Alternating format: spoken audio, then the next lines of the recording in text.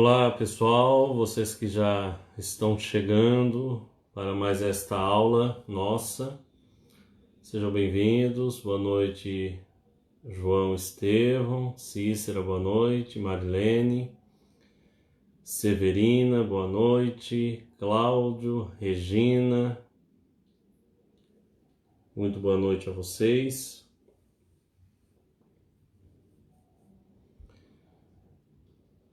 Boa noite, Carla, Maria do Rosário, Giovanice, Sônia, boa noite, Rita Oliveira, Eliene, Valéria, boa noite, Maria Aparecida, boa noite,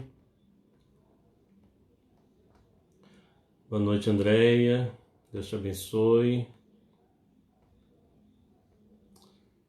boa noite, Maria Imaculada, Elibiano, Maria Dulce, Cláudia, boa noite, Tiago, boa noite, Lineide, boa noite,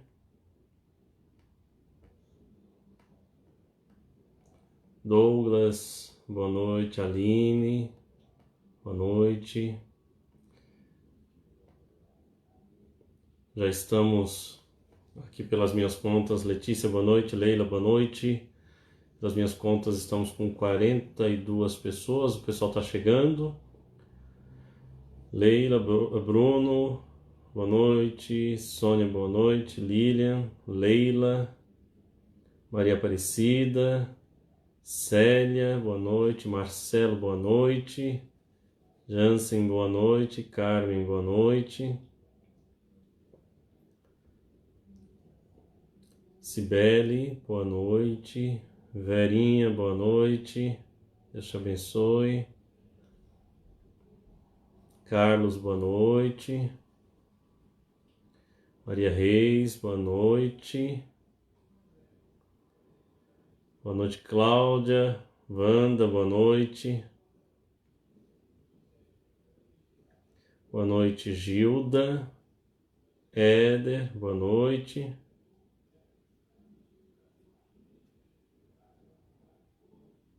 boa noite, Netinha,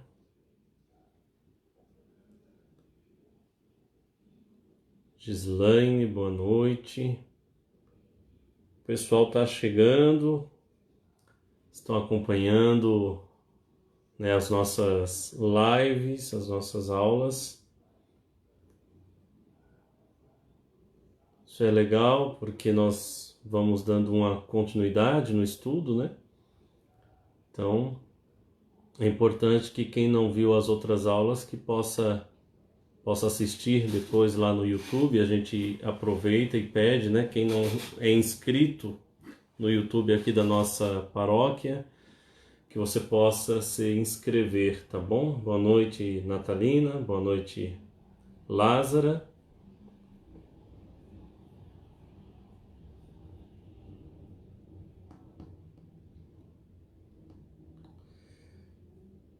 Vamos dar apenas alguns minutinhos para que a gente possa iniciar a aula de hoje, tá bom?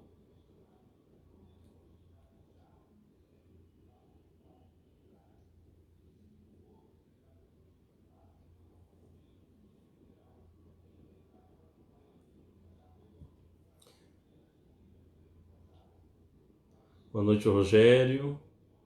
Éder, boa noite. Rosimeire, boa noite. Raquel, boa noite. Que Deus te abençoe.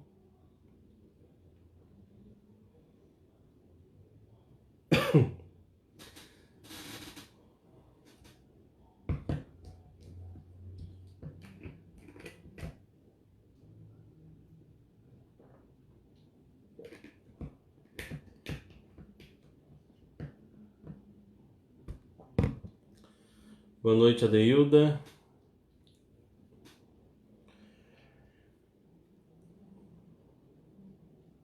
Mais 2 minutinhos e a gente começa.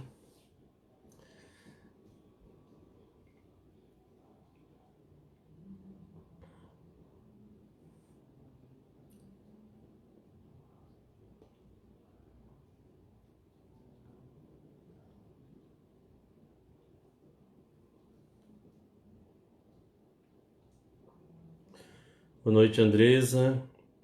Cleide, boa noite. Dagmar, boa noite. Boa noite, Roseli.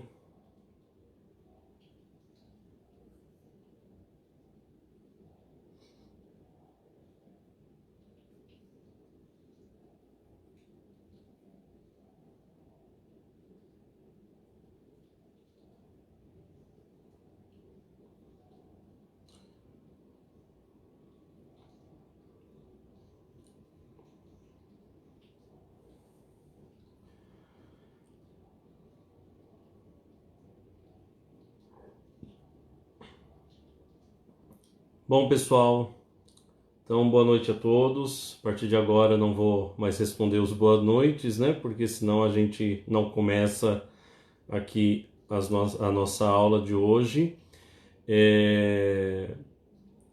Nós vamos dar continuidade ao nosso tema, né? Na semana passada nós começamos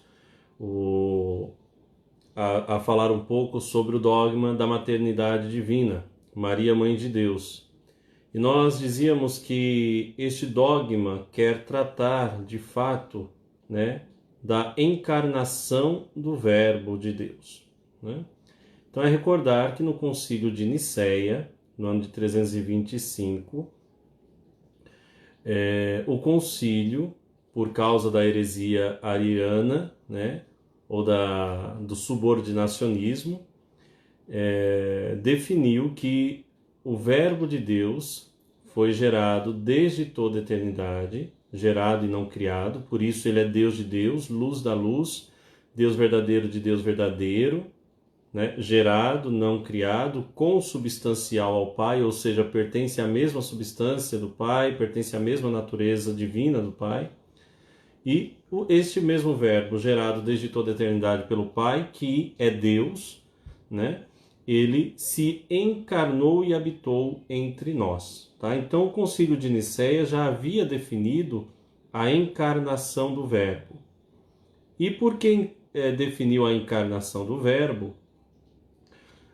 Um costume cristão antigo, né, de chamar Maria Mãe de Deus, porque reconhece Jesus como Deus, né? Conhece Jesus como o Verbo encarnado no ventre de Maria, por isso chamava de Mãe de Deus. Então, esses cristãos vão agora se encontrar, né, se deparar com um bispo que não utilizava o termo Maria, Mãe de Deus, né? E sim utilizava o termo Maria, Mãe do Cristo, ou seja, no grego Christotokos, Mãe do Cristo, ou geradora do Cristo, né? E isso vai causar uma certa confusão entre o povo cristão, entre as comunidades cristãs. E este que vai trocar o título Mãe de Deus por Mãe do Cristo é o patriarca Nestório. Nestório vai se tornar patriarca, bispo do patriarcado de Constantinopla em 428. E em suas pregações não vai utilizar o termo Theotokos, né? Mãe de Deus, e sim Christotokos, Mãe do Cristo, para se referir a Maria. Os fiéis logo vão estranhar, né, o fato de Nestório utilizar esse termo, e na verdade o problema não é utilizar o termo em si, Christotokos, né? Que nós dizemos Maria Mãe de Jesus, Maria Mãe do Cristo, isso para nós é muito normal e natural. A questão é o que está por detrás do termo, né? Quando Nestório diz que Maria é Mãe do Cristo, ele não reconhece que o Verbo de Deus tenha de fato se encarnado e assumido a natureza humana, e essa natureza humana tenha recebido, né, aliás, o Verbo, ao assumir a natureza humana, tenha recebido o nome de Jesus. Para ele, o Verbo vai meio que habitar na pessoa de Jesus. E aqui está a heresia, né? Porque ele vai dizer o seguinte: em Jesus nós encontramos uma pessoa divina, que é o Verbo, de natureza divina, e a pessoa humana, que é Jesus, de natureza humana. Maria teria gerado apenas a natureza humana, a pessoa humana, e o Verbo teria habitado na pessoa de Jesus. Nesse sentido, haveria em Cristo duas naturezas e duas pessoas, tá? Maria seria mãe apenas da pessoa humana de Jesus, ou da pessoa humana do Cristo, a quem nós chamamos Jesus, e não da pessoa divina, que é o Verbo, tá certo? A ideia de Nestório era defender a natureza humana do Cristo, né? Como ele vinha de escola antioquena, que trabalhava um pouco mais a questão da humanidade do Verbo, né? A humanidade assumida pelo Verbo. Então ele tinha medo que, de certa forma, ao dizer que o Verbo se encarna, a ideia de natureza humana acabe ficando meio que suprimida, né? E a divindade acabe se destacando. Mas não é isso, né, o que a fé de Nicéia ensina. O que a fé de Nicéia ensina é que o Verbo de Deus, eternamente gerado pelo Pai, assume a natureza humana no ventre de Maria, né? E é apenas a pessoa do Verbo, não temos duas pessoas. Então, a pessoa do Verbo, num primeiro momento divina, é gerado humanamente no seio de Maria. Por isso que nós dizemos que Maria é mãe de Deus, porque nós não podemos separar na pessoa do Verbo a humanidade, a humanidade e a divindade, dizendo que Maria é mãe apenas da parte humana, né? Senão nós estaríamos caindo na heresia nestoriana. Nós estaríamos dizendo que há duas pessoas, uma pessoa divina, que Maria não gera, e uma pessoa humana, que Maria gera, né? Quando na verdade nós dizemos que existe uma pessoa divina que assume a natureza humana no ventre de Maria, e por não deixar de ser divina ao se tornar humana, Maria é chamada mãe de Deus, porque o Verbo continua sendo Deus. O Verbo não deixa de ser Deus quando se encarna, entende? Então, eu gosto de repetir, repetir, repetir para que isso fique muito claro para nós, tá? E então dizia que Nestório vai causar grande confusão por causa da sua doutrina. Os próprios leigos da época vão colocar-se contra este pensamento, né?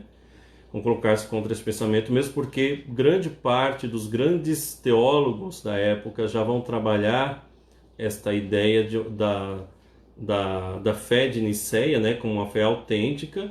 E mesmo antes de Nicéia, os padres da igreja já trabalhavam de forma autêntica, real, a encarnação, e não uma forma figurativa, né?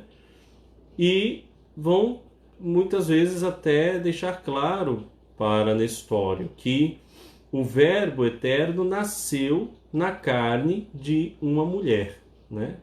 Resgatando toda a teologia joanina, resgatando também aquilo que diz São Paulo na carta aos Gálatas, né? Chegada à plenitude dos tempos, Deus enviou o seu Filho, nascido de mulher, né? Esse nascido de mulher é importante nós recordarmos. E no Evangelho de João, o que diz lá, né? No princípio era o Verbo era Deus, o Verbo estava com Deus, o Verbo era Deus.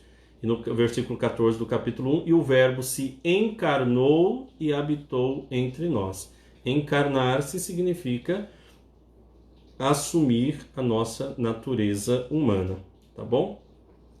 Diante desta doutrina de Nestório, surge a voz de um outro grande bispo, né? De um outro patriarca, e aqui nós vamos ver que a briga é de gente grande, né? É a briga do patriarca de Constantinopla com o patriarca de Alexandria, que é Cirilo de Alexandria.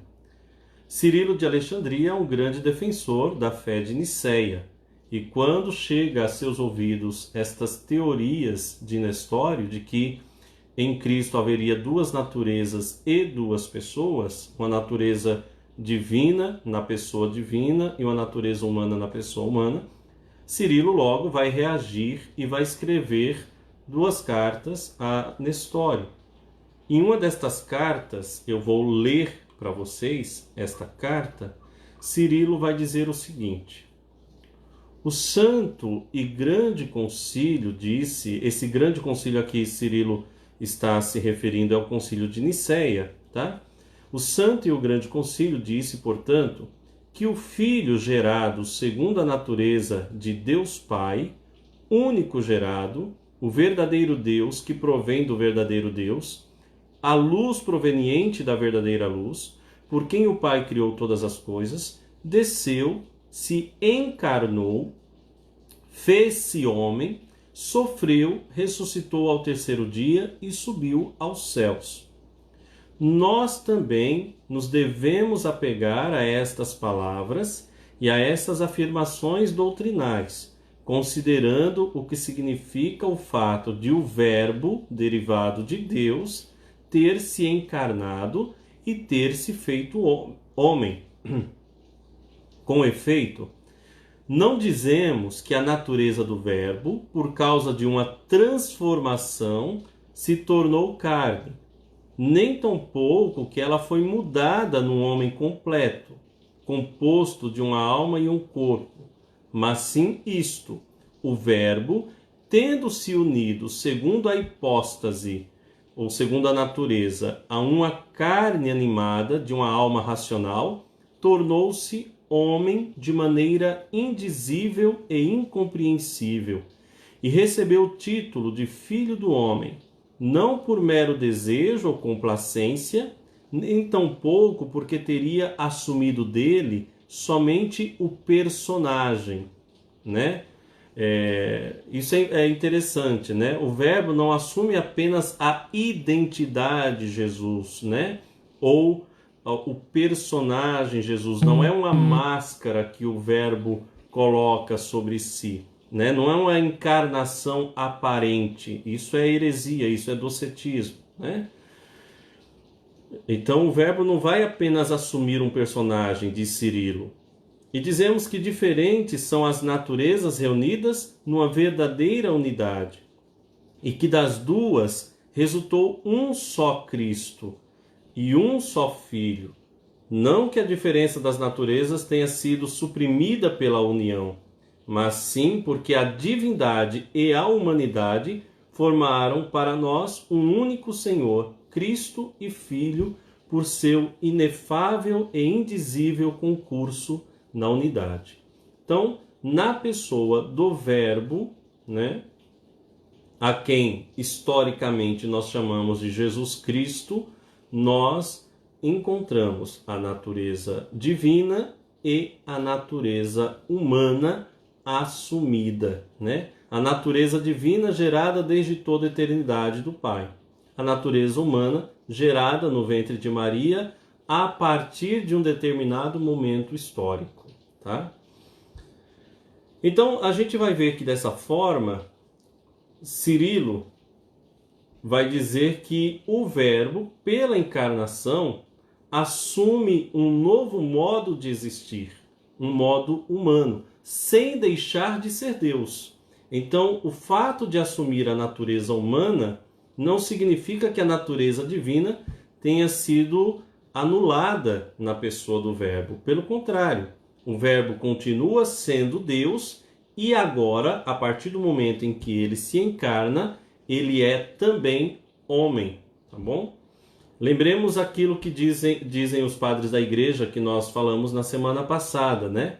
O Verbo assume a natureza humana para que o ser humano possa vir a se divinizar, né? Para que o ser humano possa entrar na realidade divina.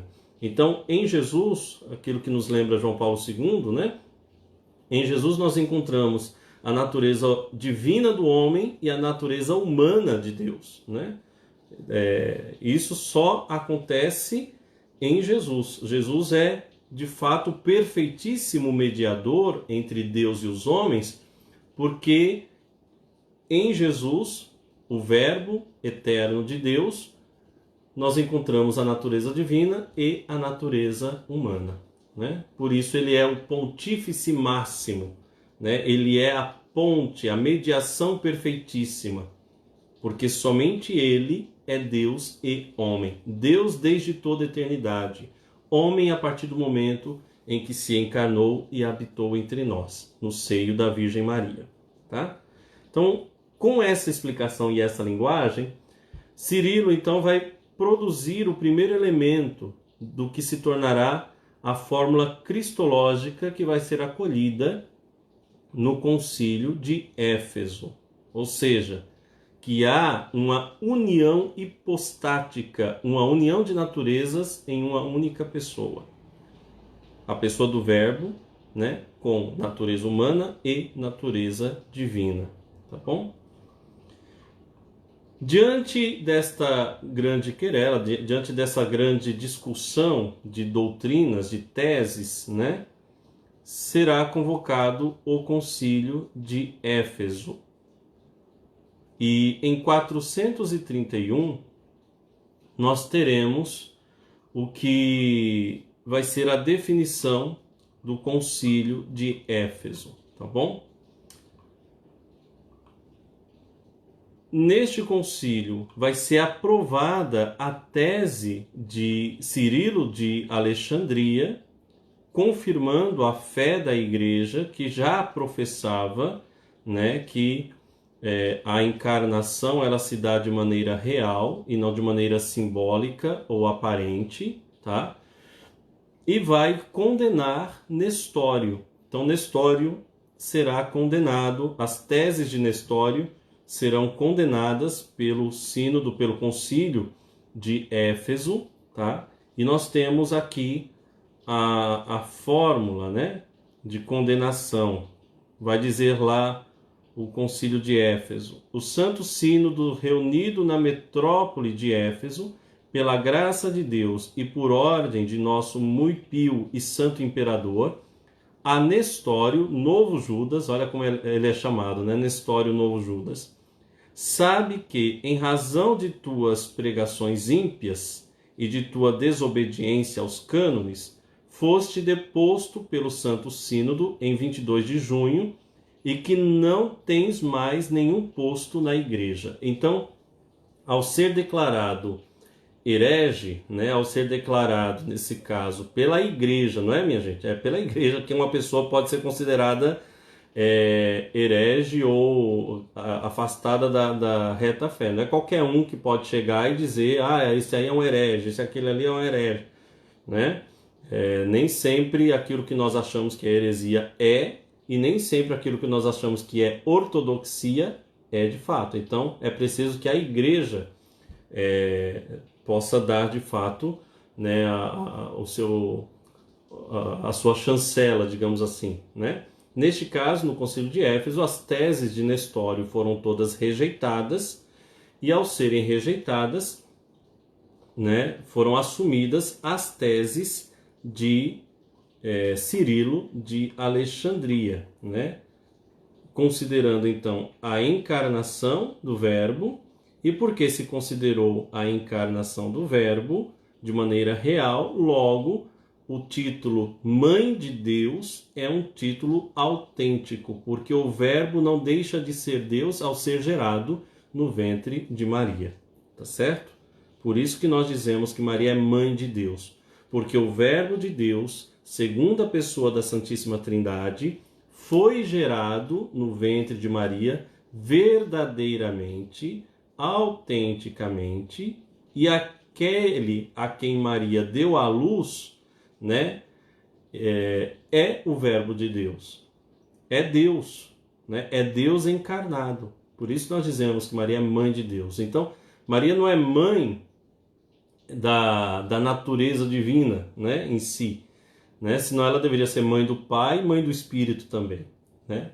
Mas a partir do momento que o Verbo de Deus, que é Deus, assume a natureza humana a partir ou sendo gerado no ventre de Maria e não deixando de ser Deus por causa disso, é que nós podemos dizer que Maria é Mãe de Deus. Entende? Então esse é o primeiro dogma e, como eu dizia já na aula passada, a finalidade deste dogma não é simplesmente enaltecer a pessoa de Maria, embora, claro, isso vem, né, em consequência, mas confirmar a fé do Concílio de Nicéia, tá bom? Confirmar a fé na encarnação autêntica do Verbo de Deus, tá? Porque senão nós teríamos uma ideia de que o Verbo teria se incorporado, digamos assim, na pessoa Jesus, né? E que essa pessoa Jesus sim teria sido gerado no ventre de Maria e não o Verbo. E aí você vai contra toda a tradição bíblica, né? Toda a tradição evangélica que trabalha a ideia do Verbo encarnado, principalmente o Evangelho de João, né? E vai contra toda a teologia dos Santos Padres, que já antes de Nestório vinham trabalhando essa ideia, essa questão da encarnação autêntica no ventre de Maria. Santo Agostinho, por exemplo, embora Santo Agostinho ele é contemporâneo, né, a Cirilo de Jerusalém, a Cirilo de Alexandria e Nestório, ele é contemporâneo. Então Agostinho ele vai dizer uma coisa muito interessante, né? Eu vou ler aqui para vocês, está no comentário ao Evangelho de João. Ele vai dizer, Santo Agostinho: nosso Senhor Jesus Cristo recebeu de Adão o seu corpo. O que ele está querendo dizer, recebeu de Adão? Ao assumir a natureza humana, ele assume aquela natureza humana que foi dada a Adão no princípio, né? Então, nosso Senhor Jesus Cristo recebeu de Adão o seu corpo, embora não recebesse o pecado. Assumiu dele o templo corpóreo, sem assumir a iniquidade que devia ser removida do templo. Os judeus crucificaram a carne que descendeu de Adão. Ou seja, a crucificação foi uma crucificação real, né? Se o Verbo de Deus não tivesse se encarnado, nós poderíamos dizer que, inclusive, a encarnação teria a crucificação teria sido um ato aparente, ou então teria sido crucificado apenas o homem Jesus, né? E o Verbo não teria participado desta situação, deste momento, né? Os judeus crucificaram a carne que descendeu de Adão, pois Maria é descendente de Adão. E aí nós temos aqui uma fórmula clássica de Agostinho, né?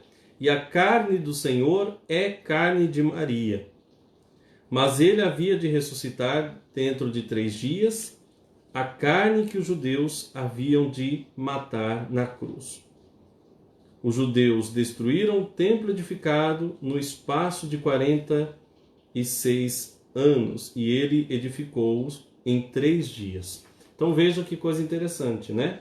Agostinho vai recordar que este Jesus, o Verbo de Deus, ao se encarnar, recebe a natureza humana, e ao receber a natureza humana, recebe essa natureza humana de Maria, né? Até o ponto de Agostinho dizer, a carne do Senhor é a carne de Maria, né?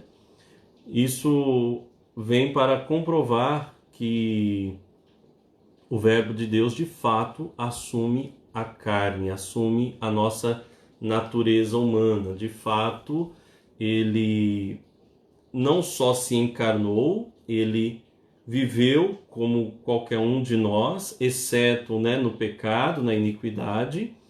Ele caminhou, ele se alimentou, os evangelhos mostram muito isso, né? Jesus sempre está em uma festa, está sempre na casa de alguém, comendo, se relacionando com as pessoas, né? Ele de fato pregou, ele de fato sofreu, né?